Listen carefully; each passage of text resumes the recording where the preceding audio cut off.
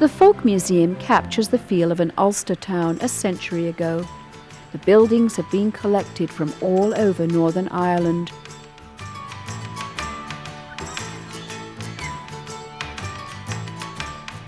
We're trying to record the way of life of the people of Northern Ireland, as our way of life changes so rapidly, particularly in this century as well. So we try and record the various aspects.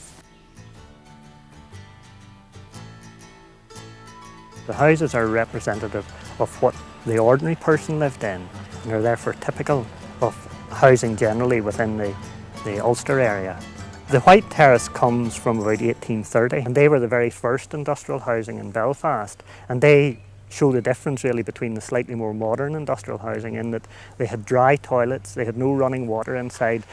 They were very much a rural house moved into an urban setting, and with very little modification.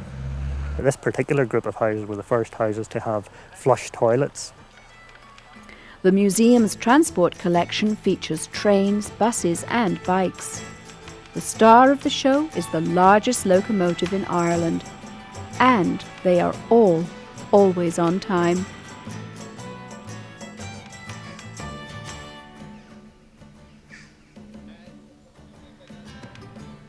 Well, Bunratty Castle was restored to its original glory in the early 60s.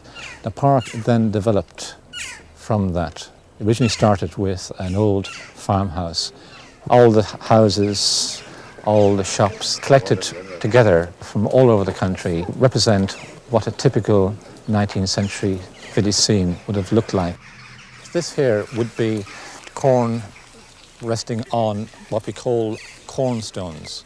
Cornstones were used to prevent rats from getting up to the corn. Now, riverbank reed was used to thatch, and is still used to thatch farmhouses. It's quite difficult to visualise what life was like at that time. I think it was a very cruel world at that time. Life expectancy was very, very short. There was a tremendous division between rich and poor. Of course, it was a time of tremendous cruelty. I mean, the castle was the scene of many battles and torture and so on. So hopefully it's a much kinder world now. For more information, visit our website on topoftheworld.net.